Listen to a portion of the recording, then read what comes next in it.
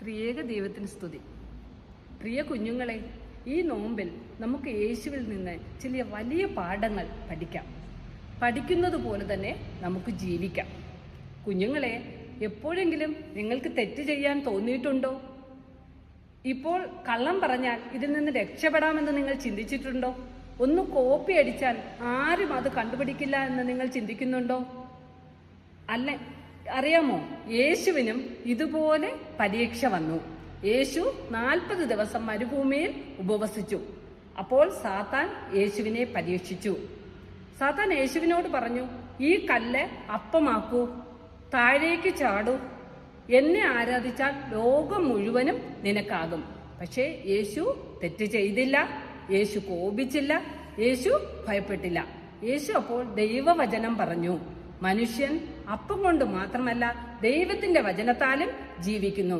നിന്റെ ദൈവമായ കർത്താവിനെ പരീക്ഷിക്കരുത്, നിന്റെ ദൈവമായ കർത്താവിനെ മാത്രം ആരാധിക്കണം.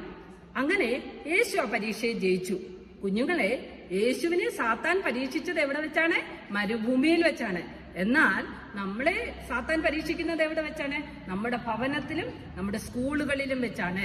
തെറ്റായ കാര്യം ശരിയെന്ന് തോന്നുന്നതിനെയാണ് പരീക്ഷ എന്ന് പറയുന്നത്. ചിലപ്പോൾ നമ്മൾ ചിന്തിക്കും, ഇപ്പോൾ ഒരു കള്ളം പറഞ്ഞാൽ രക്ഷപ്പെടാം, അല്ലെങ്കിൽ ഇവിടെ എന്ന് കോപിച്ചാൽ എന്താ? പക്ഷേ ഇന്ന് യേശു നമ്മെ പഠിപ്പിക്കുന്നത് തെറ്റിനോട് ഇല്ല എന്ന് പറയണം.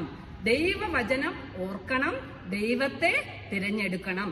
അതാണ് യഥാർത്ഥ ധൈര്യം, അതാണ് യഥാർത്ഥ വിജയം. ഇന്ന് തെറ്റ് ചെയ്യാൻ തോന്നുമ്പോൾ മനസ്സിൽ ഉറക്കെ പറയൂ, ഞാൻ യേശുവിനെ തിരഞ്ഞെടുത്തിരിക്കുന്നു.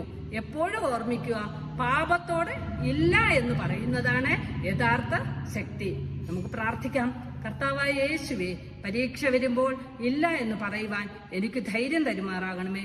എപ്പോഴും നിന്നെ തിരഞ്ഞെടുക്കാൻ എന്നെ സഹായിക്കണമേ. ആമേൻ.